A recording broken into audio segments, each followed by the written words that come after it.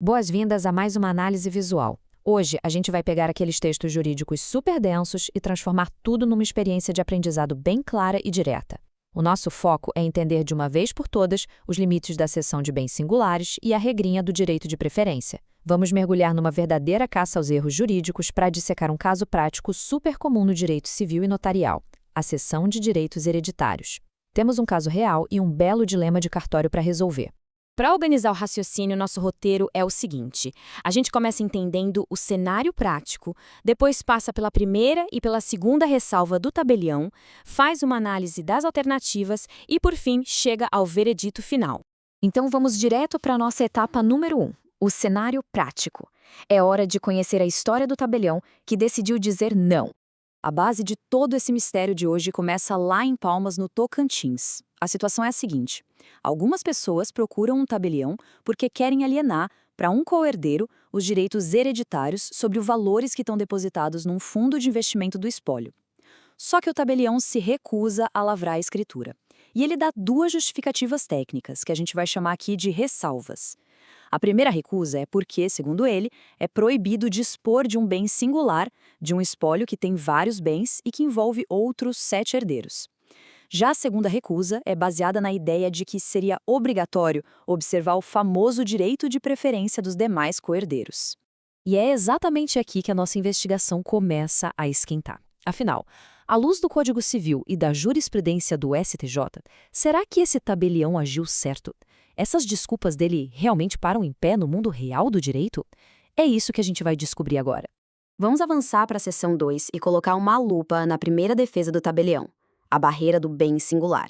Bom, antes de julgar o mérito, a gente precisa definir muito bem os termos. O artigo 89 do Código Civil explica que bens singulares são aqueles que, mesmo reunidos, são considerados de per si, ou seja, independentes dos demais.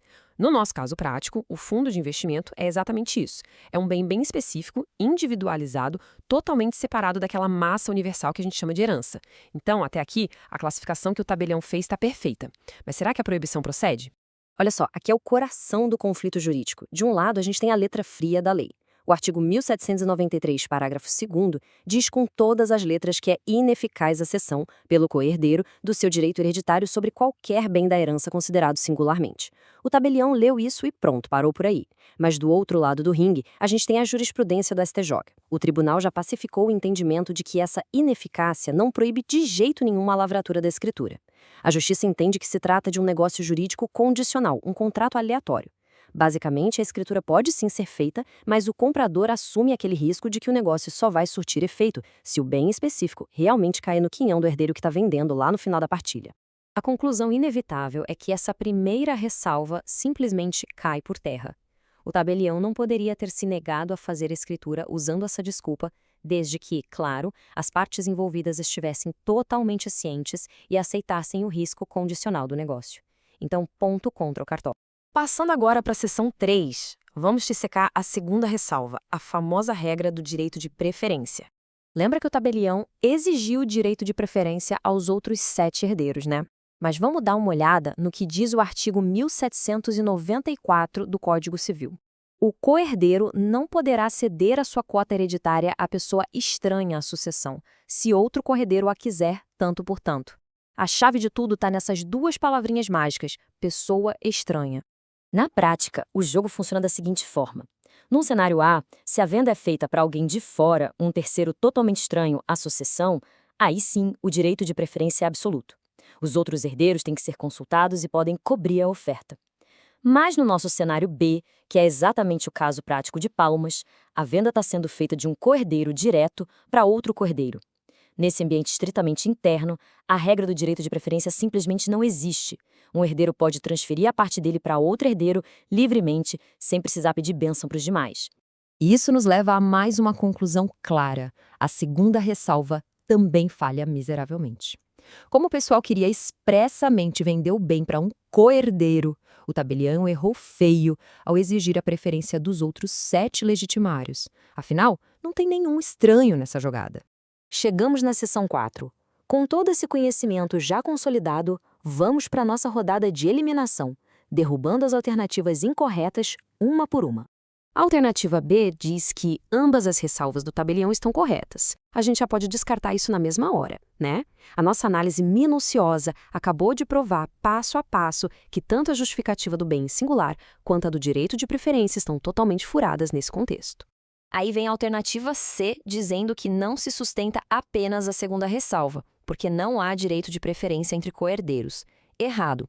Ela até acerta ao dizer que não tem direito de preferência, mas peca gravemente ao usar a palavra apenas. Falar isso é ignorar completamente que o STJ já derrubou a proibição absoluta da primeira ressalva ao permitir o negócio condicional. Vejamos a D. Ela também manda um não se sustenta apenas a segunda ressalva, o que já invalida tudo de cara.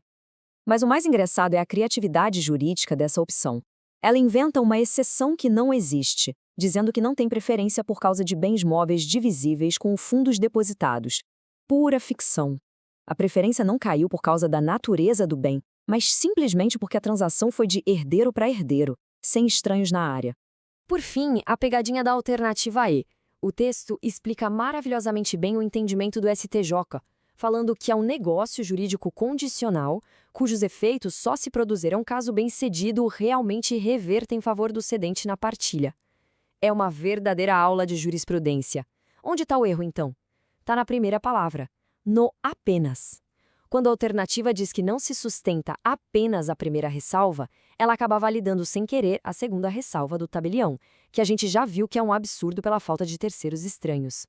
Muito bem escrita, mas juridicamente errada. E assim a gente chega de forma bem tranquila e fundamentada na seção 5, o veredito final. A alternativa A é o nosso gabarito absoluto. Nenhuma das ressalvas se sustenta. Nem a desculpa de não poder vender o bem singular, nem aquela exigência sem pé nem cabeça do direito de preferência. O tabelião estava duplamente enganado na hora de recusar a escritura. Para fechar o raciocínio não esquecer mais, são 2 passos lógicos. Passo 1, a ineficácia da venda de um bem singular, lá do artigo 1793 do Código Civil, não proíbe a escritura. O STJ trata isso como negócio jurídico condicional, onde o risco é assumido pelas partes. Passo 2, o direito de preferência do artigo 1794 só entra em cena quando uma pessoa estranha tenta entrar na jogada. Entre coherdeiros, a venda é livre. Para terminar nossa análise, fica uma reflexão muito importante. Ficar só na leitura fria da lei é apenas o primeiro passo. Como a gente viu hoje, a diferença entre uma recusa indevida do cartório e um negócio jurídico perfeitamente legal está justamente em conhecer os detalhes do Código Civil e, claro, dominar a jurisprudência. A forma como a gente interpreta o direito muda completamente o jogo num dilema complexo. Então a dica é manter a curiosidade sempre em alta e continuar aprofundando os estudos. Um abraço e até a próxima análise.